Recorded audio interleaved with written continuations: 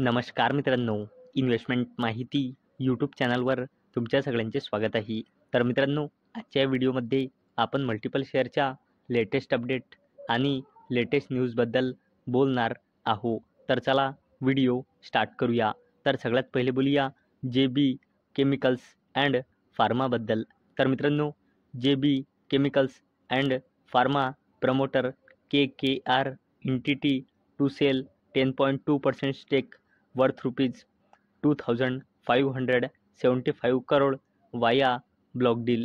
तर मित्रांनो, JB chemicals and pharma लिमिटेडचे प्रमोटर KKR एंटिटी या कंपनीमधून आपली 10.2% हिस्सेदारी, ज्यांची किंमत आहे 2,575 कोटी रुपये, ती सेल करणार आहे ब्लॉक डीलच्या माध्यमातून उद्या. चला आता बोलूया PSU कंपनीबद्दल, जिचे नाव आहे MSTC लिमिटेड. तर मित्रांनो, MSTC limited announces third interim dividend of ₹4.50 per share. तर चला या अपडेटला थोडं डिटेलमध्ये समजून घेऊया. तर मित्रांनो, PSU company MSTC लिमिटेडने ₹4.5 interim dividend announce केला आहे आणि याला देण्यासाठी या कंपनीने रेकॉर्ड डेट फिक्स केली आहे 2 एप्रिल 2025. चला आता बोलूया बंधन बँक लिमिटेडबद्दल. तर मित्रांनो, Bandhan bank limited faces ₹119.38 crore income tax demand. तर चला या अपडेटला थोडं डिटेलमध्ये समजून घेऊया. तर मित्रांनो, बंधन बँक लिमिटेडला income tax department faceless assessment युनिटकडून 119.38 कोटी रुपयाचा इन्कम टॅक्स डिमांड रिसीव झाला आहे फॉर असेसमेंट इयर 2023-2024 साठी. चला आता बोलूया अजून एका PSU कंपनीबद्दल, जिचे नाव आहे NBCC इंडिया लिमिटेड. तर मित्रांनो, NBCC India limited sign MOU with MAHAPREIT for ₹25,000 crore infrastructure project in Maharashtra. तर चला या अपडेटला थोडं डिटेलमध्ये समजून घेऊया. तर मित्रांनो, NBCC इंडिया लिमिटेडने MAHAPREIT म्हणजे Mahatma Phule renewable energy and infrastructure technologies लिमिटेडसोबत MOU म्हणजे मेमोरंडम ऑफ अंडरस्टँडिंग साईन केला. आणि मित्रांनो, याचा उद्देश आहे टू अंडरटेक कन्सल्टन्सी EMC म्हणजे engineering, procurement, construction, redevelopment and infrastructure projects across Maharashtra. आणि मित्रांनो, या डीलची व्हॅल्यू आहे 25,000 कोटी रुपये. आणि मित्रांनो, हा प्रोजेक्ट येणाऱ्या 3 ते 5 वर्षामध्ये एक्झिक्यूट होईल. चला आता बोलूया BSE लिमिटेडबद्दल. तर मित्रांनो, BSE limited to consider bonus share issue at March 30 board meeting. तर मित्रांनो, BSE लिमिटेडने 30 मार्च 2025ला बोर्ड मीटिंग ऑर्गनाईज केलेली आहे आणि BSE लिमिटेड 30 मार्च 2025ला बोनस शेअर अनाऊन्स करणार आहे.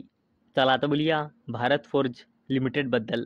तर मित्रांनो, ministry of defence seals ₹6,900 crore deal with Bharat forge and Tata for India's next generation ATAGS artillery. तर चला या अपडेटला थोडं डिटेलमध्ये समजून घेऊया. तर मित्रांनो, मिनिस्ट्री ऑफ डिफेन्सने भारत फोर्ज लिमिटेड आणि टाटा ॲडव्हान्स सिस्टीम्ससोबत कॉन्ट्रॅक्ट साईन केला. कशासाठी? इंडियन आर्मीचा आर्टिलरी कॅपेबिलिटीज एन्हान्स करण्यासाठी. आणि मित्रांनो, या कॉन्ट्रॅक्टची व्हॅल्यू आहे 6,900 कोटी रुपये. आणि मित्रांनो, या दोन कंपन्यांपैकी Tata Advance Systems limited share मार्केटमध्ये लिस्ट नाही, परंतु भारत फोर्ज लिमिटेड ही कंपनी शेअर मार्केटमध्ये लिस्ट कंपनी आहे. तर मित्रांनो, ही कंपनी या अपडेटमुळे उद्या फोकसमध्ये राहील. आता बोलूया मुकेश अंबानीजीच्या रिलायन्स इंडस्ट्रीज लिमिटेडबद्दल. तर मित्रांनो, रिलायन्स इंडस्ट्रीज लिमिटेडची subsidiary company Reliance Consumer Product take its confectioneries to African market. तर चला या अपडेटला थोडं डिटेलमध्ये समजून घेऊया. मित्रांनो, रिलायन्स इंडस्ट्रीज लिमिटेडची सबसिडरी कंपनी रिलायन्स कन्झ्युमर प्रोडक्टने आपला carbonated beverages brand Campa African मार्केटमध्ये लॉन्च केला आहे. आणि मित्रांनो, पुढे जाऊन रिलायन्स कन्झ्युमर प्रोडक्ट आपला ब्रँड कॅम्पा श्रीलंका आणि नेपाळमध्ये लॉन्च करू शकते, अशी अपडेट सोर्सेसच्या थ्रू येत आहे. तर मित्रांनो, हा अपडेट मारुती सुझुकी इंडिया लिमिटेडचा मी आज संध्याकाळी 11:30च्या व्हिडिओमध्ये कव्हर केला होता. आणि मित्रांनो, माझ्याकडून एक चूक झाली होती की मित्रांनो, मी असे म्हटले होते की मारुती सुझुकी इंडिया लिमिटेडने 7,410 कोटी रुपयांच्या इन्व्हेस्टमेंटसोबत खारखोडा येथे थर्ड प्लांट सेटअप केला. आणि मित्रांनो, ही चुकीची आहे. तर मित्रांनो, अपडेट अशी आहे की ही जी कंपनी आहे मारुती सुझुकी इंडिया लिमिटेड 7,410 कोटी रुपयांच्या इन्व्हेस्टमेंटसोबत खारखोडा येथे आपला थर्ड प्लांट सेटअप करणार आहे. आणि मित्रांनो, या मारुती सुझुकीच्या थर्ड प्लांटची ॲन्युअल प्रोडक्शन राहणार आहे 2.5 लाख. आणि मित्रांनो, यासोबत मारुती सुझुकी इंडिया लिमिटेडची टोटल कॅपॅसिटी पोहोचणार आहे 7.5 लाख युनिट्स पर ॲनम. चला आता बोलूया निफ्टी 50मध्ये सगळ्यात जास्त वेटेज असलेल्या कंपनीबद्दल, जिचे नाव आहे HDFC बँक लिमिटेड. तर मित्रांनो, RBI imposes penalty of ₹75 lakh on HDFC for violating customer KYC direction.